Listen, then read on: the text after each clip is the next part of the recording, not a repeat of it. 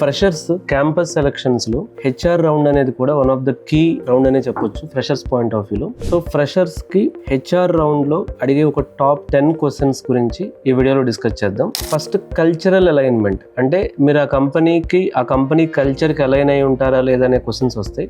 Why Google or why Microsoft or why you want to join in Accenture, ఇలాంటి questions అడుగుతారు. మీరు main గా focus చేయాల్సింది students, you focus on their mission, అంటే ఆ company vision గురించి, లేకపోతే ఆ కంపెనీ గోల్స్ గురించి, ఆ కంపెనీ ఎనీ స్పెసిఫిక్ ప్రొడక్ట్ గురించి, ఆ కంపెనీ ఫ్యూచర్ ఇనిషియేటివ్స్ గురించి, ఆ కంపెనీ టెక్ ఇనిషియేటివ్స్ గురించి మాట్లాడండి. కానీ ఆ కంపెనీ గురించి నెగటివ్ థింగ్స్ డిస్కస్ చేయకుండా పాజిటివ్ థింగ్స్ కూడా, కంపెనీ కల్చర్ గురించి, కంపెనీ ఫ్యూచర్ గురించి, కంపెనీ గోల్స్ గురించి మాట్లాడితే ఇంటర్వ్యూవర్కి అది పాజిటివ్ గా తీసుకునే అవకాశం ఎక్కువ ఉంటుంది. Second question as usual, tell me about yourself అడగొచ్చు. So tell me about yourself లో బియాండ్ ద రెజ్యూమ్ మాట్లాడండి. అంటే ప్రజెంట్ అసలు మీరు ఏం చేస్తున్నారు, మీ పాస్ట్ ఏంటి, మీ ఫ్యూచర్ గోల్స్ ఏంటి, సో మీ కరెంట్ ఇంపాక్ట్ ఏంటి, మీ కాలేజ్ లో కానీ, మీరు చేసిన ప్రాజెక్ట్స్ లో కానీ, మీరు ఇంటర్న్షిప్ లో కానీ మీరు చూపించిన ఇంపాక్ట్ ఏంటి, so what is the next chapter in your career, ఇలాంటి విషయాలు ఎక్కువ మాట్లాడండి. కానీ సో బియాండ్ ద రెజ్యూమ్ మాట్లాడండి. మళ్ళీ రెజ్యూమ్ లో పెట్టిన పాయింట్లే మళ్ళీ ఏదో యాజ్ గా చెప్పకండి. సో మీ ఫ్యూచర్ ప్లాన్స్ గురించి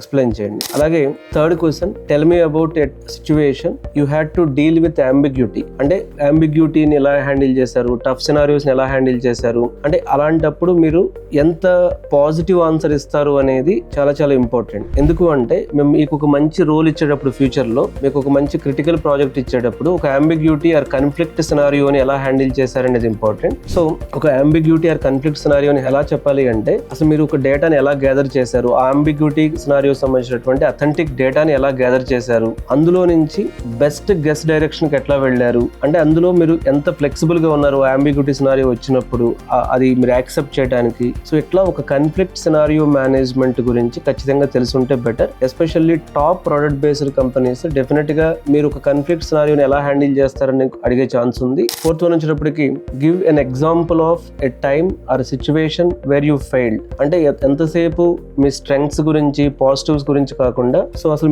మీ నెగటివ్ పాయింట్స్ ఏంటి, మీరు ఏదైనా ఫెయిల్ అయిన సినారియోస్ ఉన్నారా, అవి మీరు ఓపెన్ కమ్యూనికేషన్ తో షేర్ చేస్తున్నారా, హైడ్ చేస్తున్నారా అనేది కూడా వన్ ఆఫ్ ది ఇంపార్టెంట్. కాబట్టి యూ ఎక్స్ప్లెయిన్ రియల్ మిస్టేక్స్, అంటే for example you are doing code, so ఒక మిస్రెడ్ సినారియోని మీరు మిస్ చేశారు, సో అంటే ఒక 80% మీరు కరెక్ట్ గా చేయగలిగారు, 20% మీరు ఫెయిల్ అయ్యారు, ఇలా మీరు ఎక్స్ప్లెయిన్ చేయొచ్చు. అంతేగాని సో అక్కడ మీరు హైడ్ చేయడానికి, అంటే నేను ఎప్పుడు ఫెయిల్ అవ్వలేదు, ఇలా ఓవర్ కాన్ఫిడెన్స్ చూపించడం కంటే జెన్యూన్ గా ఎంతో కొంత 10% 20% మీరు ఫెయిల్ అయిన సిచ్యువేషన్స్ ఎక్స్ప్లెయిన్ చేస్తే హెచ్ఆర్ కి అది కొంచెం అథెంటిక్ అండ్ పాజిటివ్ గా అనిపిస్తుంది. ఇంకో question, especially product based companies లో ఫ్రెషర్ గా అడిగే question, so tell me about a time you took initiative to improve the process, అంటే మీరు ఏదో మీ రెస్పాన్సిబిలిటీ మాత్రమే చేయకుండా మీరు ఎక్స్ట్రా రెస్పాన్సిబిలిటీ తీసుకుని దాన్ని ఇంప్రూవ్ చేయడానికి ఎక్కడ ట్రై చేశారు. అలాంటప్పుడు మీరు కొన్ని ఎగ్జాంపుల్స్ ఇవ్వడం అనేది ఇంపార్టెంట్. అంటే మిగతా వాళ్ళంతా ఆ టాస్క్ కంప్లీట్ అవ్వాలని ఫోకస్ చేశారు కానీ you focus on more quality, మిగతా వాళ్ళంతా ఎడ్హాక్ గా వర్క్ చేశారు కానీ you build a frame work, ఇలా చెప్పడం బెటర్. అలాగే ఇంకో క్వశ్చన్, మీరు హౌ యూ హ్యాండిల్ మల్టిపుల్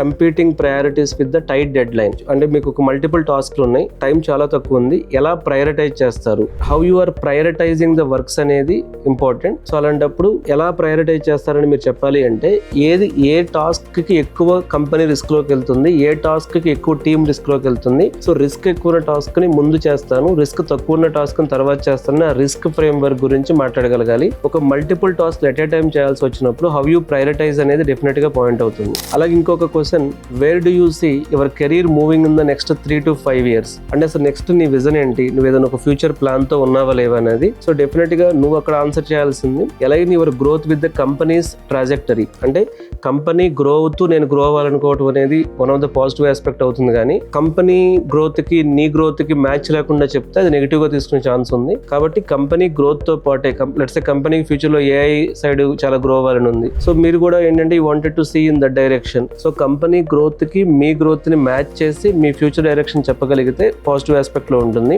అలాగే ఇంకో question, tell me about a piece of critical feedback you received and how you handled it. ఒక క్రిటికల్ ఫీడ్బ్యాక్ అంటే నీ గురించి నెగిటివ్ గా చెప్పినప్పుడు దాన్ని ఎలా హ్యాండిల్ చేస్తున్నావు అనేది చాలా important. So growth mind set ఉన్న వాళ్ళు ఎవరైనా సరే ఫీడ్బ్యాక్ ని పాజిటివ్ గా తీసుకుంటారు కానీ నెగిటివ్ గా తీసుకోరు. నువ్వు ఇట్లాంటి క్వశ్చన్ అడిగినప్పుడు నువ్వు డిఫెన్సివ్ లోకి వెళ్ళాల్సిన అవసరం లేదు. So explain the specific action you took to fix the behaviour. So ఎక్కడో చోట అంటే నీకు ఖచ్చితంగా ఒక క్రిటికల్ ఫీడ్బ్యాక్, నెగిటివ్ ఫీడ్బ్యాక్ వచ్చినప్పుడు సో మీరు ఇట్లా చెప్పొచ్చు, I took some time to understand, అంటే whenever I get a negative feedback, immediately I will not react. So I understand why I got the negative feedback. I do some root cause analysis, where exactly I failed, where exactly I did mistake.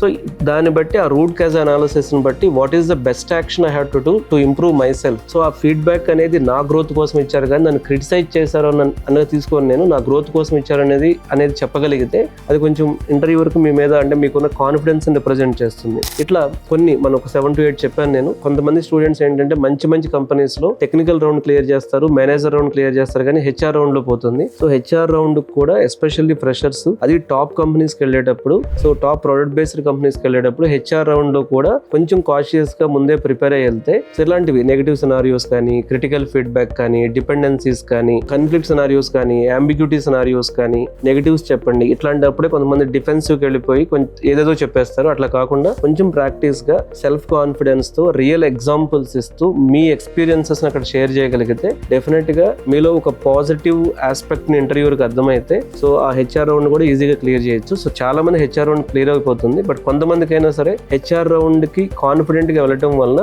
మీ మీద ఒక positive impression create అది మీ ప్యాకేజ్లో reflect అవుతుంది, మీకు ఇచ్చే డిజిగ్నేషన్లో reflect అవుతుంది. కాబట్టి HR రౌండ్ని కూడా neglect చేయకండి.